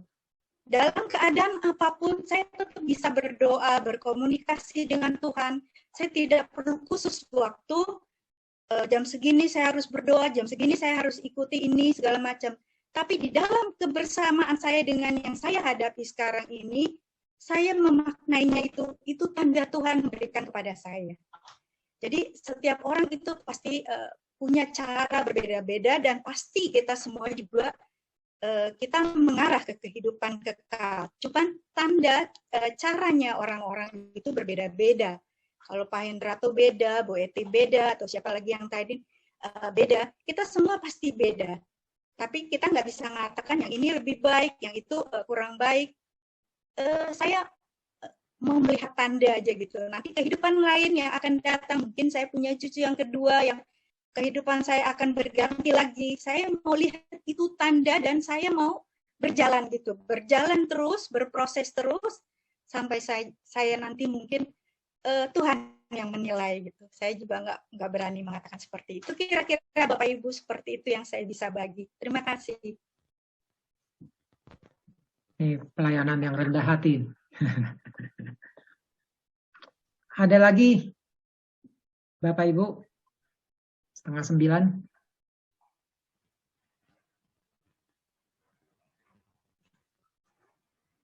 Teman-teman KKS, ada lagi? Pak Agus Saputra. My beloved teacher. Gimana? Ya, malam Pak Agus. Iya. Udah jarang komunikasi, hanya lihat muncul doang di Zoom. Saya coba menambah ya. Pada malam hari ini kan kita tahu saling mengasihi. Ya. Ya, saling mengasihi ini adalah ajaran Tuhan kepada kita, ajaran Yesus kepada kita supaya kita saling mengasihi. Ternyata memang saling mengasihi itu tuh gampang di mulut tapi kan sulit dilaksanakan ya Pak Joli ya. Betul. Mengasihi sebagai manusia, saya mengasihi karena biasanya karena ada timbal baliknya tadi ya. Orang yang baik sama saya mungkin saya ngasihnya lebih gampang.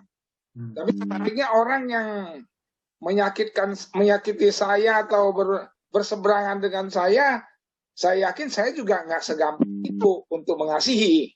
Ya. Nah, sebenarnya perikop malam hari ini kalau kita baca harus kita mereview kepada perikop sebelumnya yaitu 1-8.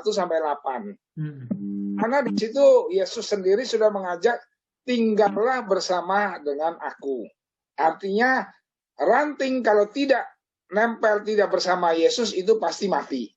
Ya, demikian juga hari ini kita mau saling mengasihi tanpa kita tinggal bersama Yesus, artinya tanpa mendapat rahmat dari Yesus, sebenarnya kita tuh sulit untuk saling mengasihi.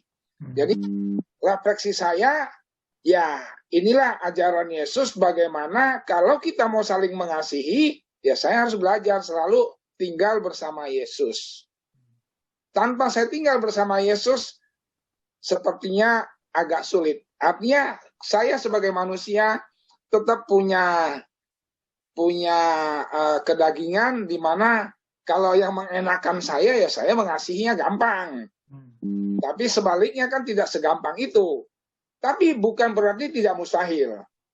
Kalau kita mau tinggal bersama Yesus, maka sebenarnya rahmat Tuhan itulah yang akan memberikan kepada saya supaya saya bisa mengasihi. Ya mungkin ini sekedar tambahan dari saya. Saya sih selalu nongol aja. Baru dengar suaranya malam ini. Ada yang muda-muda supaya saya jangan banyak bicara, saya mendengar. Seperti Jody ini kan dengan penuh saya ya udah supaya bisa lebih banyak nampil. Saya menonton di belakang saja. Oke. Terima kasih Pak Agus Saputra. Silakan Bapak Ibu, siapa lagi nih? Ibu Ketua nih nggak ngomong. Ya. Sebelum ditutup nih sharing dong. Ya Pak Joli, itu Tuhan itu menyatakan kita harus mengikuti segala apa yang telah Dia lakukan, kasih gitu ya. Tapi kan kita kadang-kadang, jujur saya pribadi sering saya berusaha orang datang kepada saya semaksimal mungkin, seminimal mungkin saya tidak akan menolak. Tapi buntutnya ya, kalau setelah itu saya suka dalam hati, waduh, ini orang ya dia lupa juga ya bahwa saya pernah menolong dia. Itu daging loh, kedagingan, ya kan? Tapi dengan satu peristiwa Tuhan mengingatkan saya luar biasa. Tahun lalu bulan Maret ya, saya tuh kena COVID. Sebenarnya saya kena COVID tuh barengan yang Jokowi menyatakan ada korban itu ya, yang dancer itu ya. Saya kena tuh, terkapar tuh. Tapi karena masih tegang sekali, jadi saya isolasi mandiri. Sebenarnya saya tidak tahu saya kena COVID.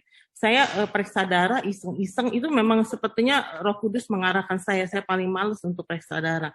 Dan saya menyatakan mau minta seorang dokter membaca hasil saya karena saya ada sedikit tekor tiroid saya.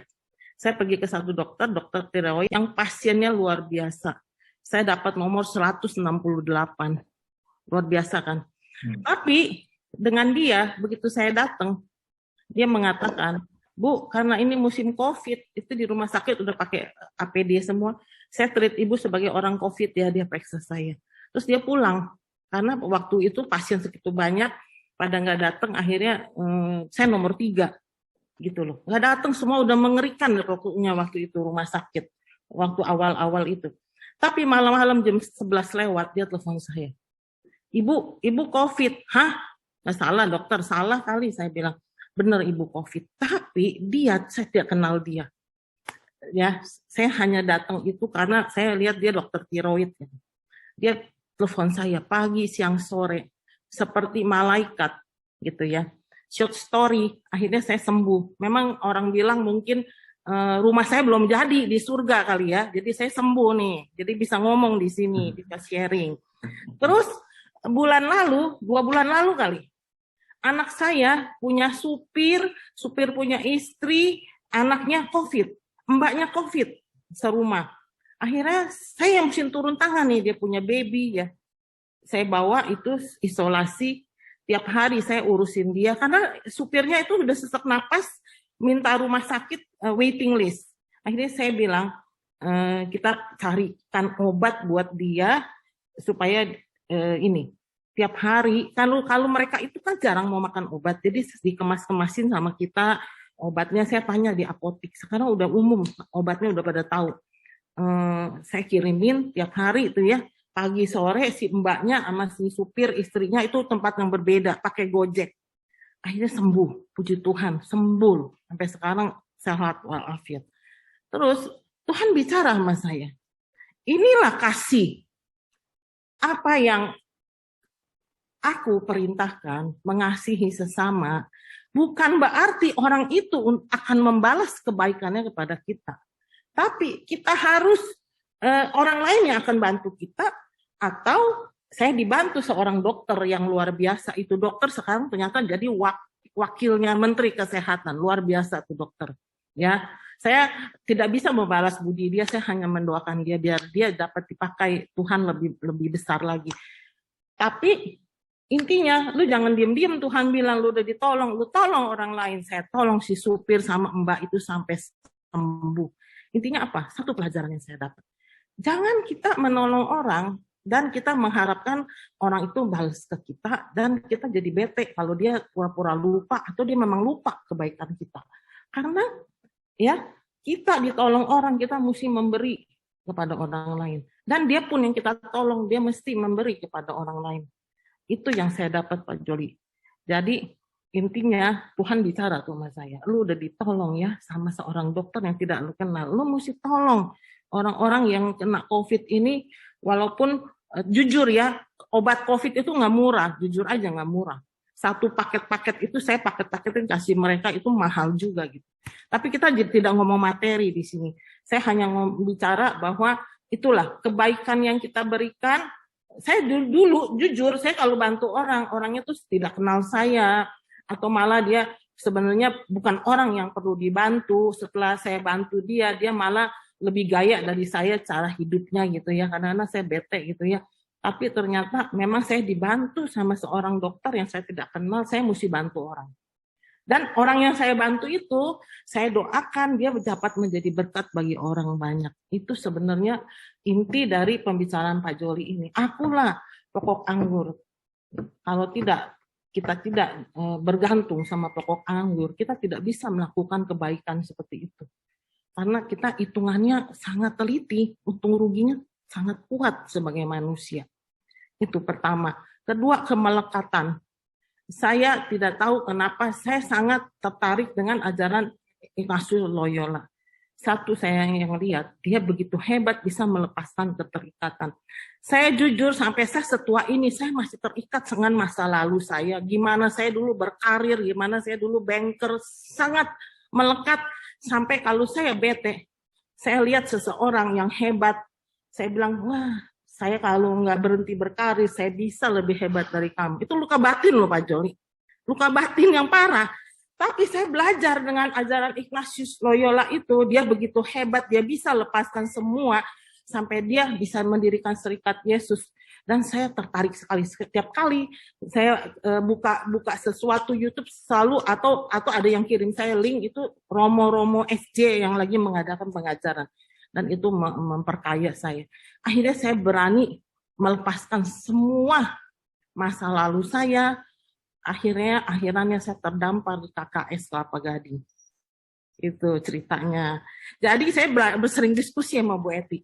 Bu Eti, saya sering ajak Bu Eti ziarah sebelum COVID. Bu Eti selalu mikirnya dia sayang cucu, dia kangen sama cucu, gitu lah. Saya udah belajar tidak terikat, karena begitu saya ziarah, ya berapa kali saya ziarah, saya kehilangan barang di tempat ziarah. Ya, pernah sekali kehilangan uang, pernah sekali kehilangan tas branded saya yang baru, fresh from the oven. Bayangin dulu, saya masih suka branded nih Pak Joli dulu. Selalu kehilangan. Saya bertanya, kenapa? Tuhan, kenapa? Gitu. Saya masih nanya tuh dulu, ceritanya dulu. Kenapa? Dan saya lebih bete lagi, tiap kali saya pergi, saya ketemu tuh patungnya Ignatius Antonio Padua, yang katanya kalau hilang barang dia bisa menolong kita. Tapi saya hilang di tempat dia gitu. Dulu saya bertanya kenapa, tapi saya udah dapat jawabannya. Saya proses seperti Pak Joli tadi bilang, kita diproses. Saya tuh diproses untuk menghilangkan keterikatan itu dengan barang-barang branded dengan masa lalu saya. Saya dihilangin lagi, saya jarah barang-barang itu. Sekarang saya sudah tidak, barang hilang saya sudah tidak pikirin lagi. Kasihan Antonius Padua untuk cariin barang saya. Udahlah, saya pasrahin aja gitu ceritanya. Ya, terima kasih. Luar biasa sharingnya. Bu Eti ketawa-tawa aja terus tuh. Ya, makasih ini sharing yang meneguhkan ya malam ini, yang begitu berbagai hal yang bisa kita angkat tentang kasih ini ya. Jadi memang tidak mudah. Saya tuh dengan Pak Agus tadi tuh ngomong, iya teori is teori gitu loh. Kasih itu kita tahu teorinya di Alkitab seperti itu. Tapi untuk melaksanakannya nanti dulu itu butuh satu penerimaan dalam diri kita yang tidak mudah seperti itu. Baik Bapak Ibu, ada lagi nggak yang mau bicara nih? Kita tanpa terasa. Saya berpikirnya gini loh, kita mengasihi itu nggak perlu muluk-muluk juga gitu loh, nggak perlu cari-cari juga bagaimana kita mengasihi. Yang ada aja di depan mata kita gitu kan. Siapa nih yang ada hari ini saya ada di dekat saya, suami saya, istri saya, anak-anak saya, cucu saya, atau teman saya yang datang, itu aja gitu loh. Kita nggak perlu cari-cari juga yang kesannya jadi malah kita sibuk keluar, di dalam sendiri kita nggak keurusan gitu. Kalau saya sih simple gitu, maunya saya mengasihi apa aja ya yang Tuhan kasih pada saya hari ini, apa ya itu yang saya lakukan, dan saya lakukan yang terbaik. Itu aja sih, saya sih mikirnya gitu. Amin. Jadi nggak jadi susah gitu. Kalau saya mikirnya jadi nggak susah gitu. Man kalau saya masak ya buatlah masakan dengan hati saya masaknya dengan cinta gitu, dengan yang sedap lah rasanya. Atau kalau saya merasa senang kan, yang makannya juga senang gitu. Atau yang saya layani senang, saya senang, yang menerimanya juga senang gitu aja. Ya. Keburu dingin nanti. Benar Bu Hiani, apa yang Bu Hiani katakan, apa yang ada di depan mata kita itulah yang mencerminkan bagaimana kita melaksanakan tentang kasih, sebagaimana dengan Pak Joli pada malam hari ini. Ya, sesuai namanya Pak Joli sudah datang ke ruang Zoom dan jalani proses untuk memberikan inspirasi, organisasikan melalui temu pada malam ini yang luhur dengan iman. Itulah Pak Joli. Terima kasih Pak Joli telah datang, jalani, organisasikan yang luhur dengan penuh iman. Amin. Amin. Nah, nama saya akhirnya keluar juga. Keluar. Itu susah Pak. Tadi saya minum sampai 4 gelas air Pak. Pak Lutfi, Pak Lutfi, pusatnya akronim. Akronim. Ya, terima kasih Pak Lutfi. Ya, terima kasih. Satu kebersamaan yang sangat baik ya malam ini ya. Baik Bapak Ibu, rasa-rasanya ini sudah 10 menit di penghujung pukul 9 ya. Mungkin kita sudah cukupkan saja. Terima kasih untuk kebersamaannya semua ya. Ini dalam situasi hujan-hujan begini juga masih kita beberapa masih dari kita masih menunggu vaksin. Tapi kita terus hadir di hari Rabu untuk terus melayani. Silakan ini Bu Berta ya. Ada pengumuman atau apa nggak untuk minggu depan ini? Sebelum kita tutup dengan doa atau foto-foto. Pak Joli, saya nggak ada pengumuman ya. Bu Hosita ada pengumuman nggak? Ya, terima kasih ya Bapak Ibu yang telah hadir, yang dengan setia selalu menjadi sahabat-sahabat KKS Kelapa Gading. Minggu depan kita jumpa lagi, akan dibawakan oleh Romo Uut, Romo Karolus Putranto Projo. Dimohon kehadirannya ya. Terima kasih Bapak Ibu. Terima kasih juga kepada Pak Joli. Sama-sama. Tunggu pewarta handal dari KKS. Terima kasih. Ya, semoga berkenan ya. Mudah-mudahan kalau ada salah kata, salah presentasi, ya mohon dimaafkan aja. Soalnya masih belajar juga. Oke, kalau sudah tidak ada lagi yang mau sharing atau bertanya, kita tutup dengan doa penutup. Silakan, Joli. Terima kasih semuanya. Saya bawakan doa ya. Oke, terima kasih Bapak Ibu. Mari kita siapkan hati kita. Dalam nama Bapa, Putra, dan Roh Kudus. Bapa di dalam surga, sungguh merupakan satu sukacita yang teramat besar saat kami bisa menimba inspirasi dari sabda-sabdamu, khususnya pada malam hari ini. Ya Bapa, kami penuh dengan keterbatasan. Kami masih penuh dengan keterikatan akan hal-hal duniawi. Namun kami juga percaya ketika kami menerima Engkau di dalam hati kami, Engkau juga akan memurnikan kami. Engkau akan bercakap-cakap dengan kami. Engkau akan membuat kami supaya lebih hidup, lebih semangat, dan lebih berkontribusi di dalam kehidupan kami, terutama di dalam pelayanan yang kami lakukan di seksi KKS ini. Bapa di dalam surga, kiranya berkat dan rahmat-Mu, inspirasi-inspirasi yang telah, sabdamu yang telah kami dengar pada malam hari ini, sungguh semakin membangkitkan iman kami, meneguhkan iman kami untuk boleh terus berkarya, berjalan bersama Engkau, mendengarkan Engkau di kapanpun dan di saat kapanpun. Terima kasih ya Bapa. Kami sebentar lagi akan undur diri. Kiranya Engkau berkati istirahat kami, agar esok pagi kami dapat diberikan kesehatan yang lebih baik lagi untuk mau terus berkarya dan juga menempatkan Engkau di atas segala sesuatu dalam kehidupan kami. Terima kasih ya Bapa. Kemuliaan kepada Bapa dan Putra dan Roh Kudus, seperti pada permulaan, sekarang, selalu, dan sepanjang segala abad. Amin. Dalam nama Bapa, Putra, dan Roh Kudus. Amin. Terima kasih Bapak Ibu kebersamaan.